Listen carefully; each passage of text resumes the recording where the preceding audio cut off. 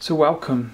This will be a very short review of the PiPO M9, one of the very few new quad-core Rockchip tablets that are out on the market as we speak. I've bought this piece like 3 weeks ago, got it in a week after purchase, and I've been using it ever since. My previous tablets were the Lenovo Hero 2, which I have right here, and the Ramos W17 Pro. So let's talk about the PiPO M9. Something I really like about it is the slim appearance. The sides are really small, especially for a 10.1 inch tablet. And in comparison with, for example, the Hero 2 is much slimmer. So let's see. The front one is the PiPO Max, and the one behind is the Hero. So this gives the tablet a very compact feeling, and the building quality is really nice. I've not been noticing any squeaking or loose parts, so big pro. As you might be able to see, the touchscreen is a little bit visible. You can notice those black blocks, but whenever you turn the screen on, you won't notice anything. So that's okay. Let's see. Take a look at the back. The back is made of an brushed aluminium. There's plastic on both sides, and there's 2 speakers. One thing I really dislike about this tablet is the appearance of the camera. I would prefer a round one, but well, not that I'm looking much at the back side of the tablet. So another thing is the flashlight. It does work, but I don't use it very often. There's another reset hole next to the camera, which is a pretty strange location, but well, I'm quite happy it has one, and you have to use it for upgrading your firmware as well. So all the buttons and input holes are on the top side of the tablet, as you can see. There's an SD card slot, there's a microphone input, there's 2 OTG cable inputs, and one is used for the connection with the tablet, or with the computer I mean. The other one you can use to connect with plug and play things like a keyboard or something. Next to that is a micro HDMI input, the power line, and there's only 2 buttons, one for power and one home button or escape button. So there's no volume buttons on this tablet, which may annoy some people, but you can adjust the volume, but it's inside the user interface. So let's boot it up, or at least turn it on. As you can see, everything responded very quickly. I've just had to push it in and unlock the screen. So now I've just upgraded the firmware, and it's running now on an early March version. I've not been noticing any big changes, although there are a few slight changes to the whole experience. I'll discuss them later on. So even with the newest firmware, there's no root on, so you have to do it yourself, which is not really hard, but can be well, frightening for some users, I guess. Although you don't really need the root to uninstall the few Chinese bloatware apps that come pre-installed. It's just easily done in the same way as you would install another app. So as you can see, the whole experience is very fluid. I've not been experiencing hiccups or anything else in comparison with the Hero 2, which might have some problems. For my study, I'm using some very big PDF files, for example this one. I don't know if you can read it.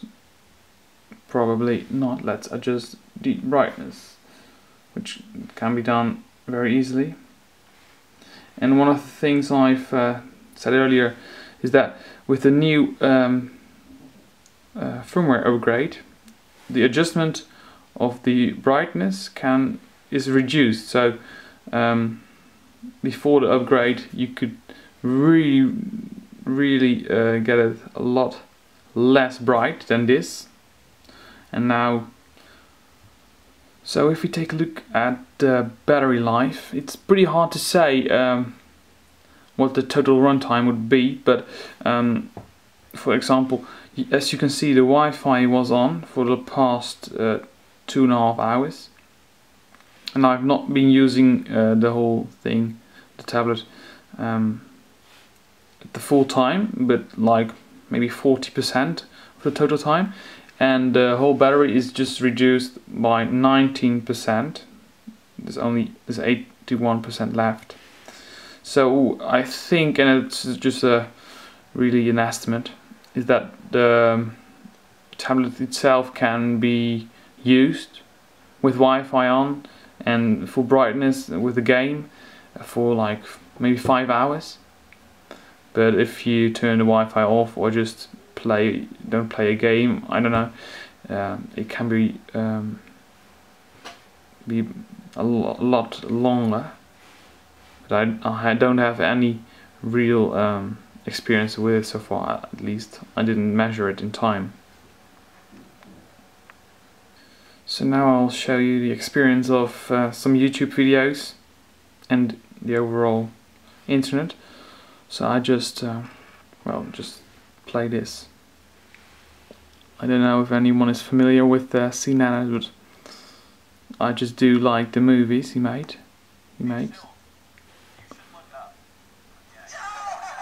So it's in HD right now, and I'll sometimes click it so you can see it load. Image quality is pretty okay, and but I think the Wi-Fi is really good, so you don't really experience any waiting, even though it's in HD. Yeah, something about the speakers, they're pretty okay.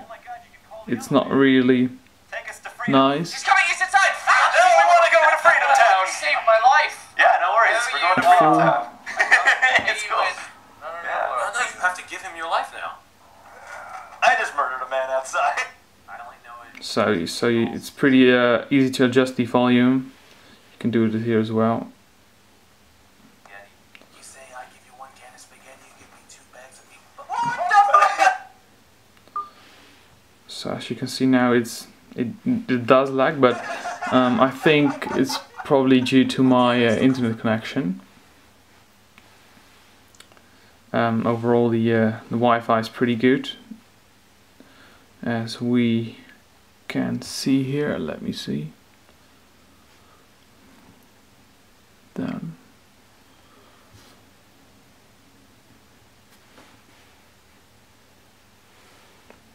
Tap here to select. So the router is like maybe 5 meters away with a wall between it, and it's about 65 dBm. I don't know what it stands for, but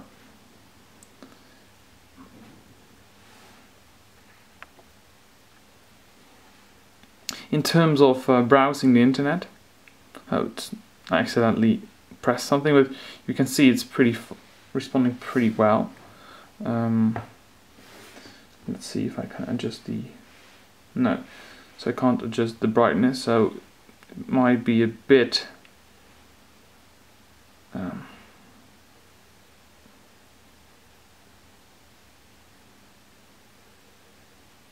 on top there's a bar, of course, where you can see how much it loaded.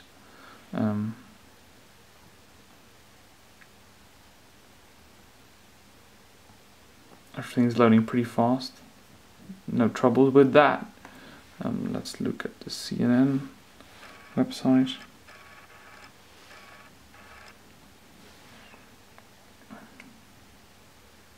And again, well, there's a little bit of waiting time, but I think that's probably due to my own internet provider and connection. But once it is fully loaded, yeah, everything works pretty fast. Can easily zoom in, zoom out.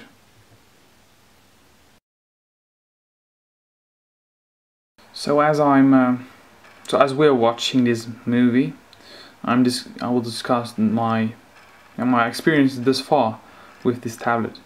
I really do like it. It's better, although a little bit more expensive than the Hero 2 in my opinion.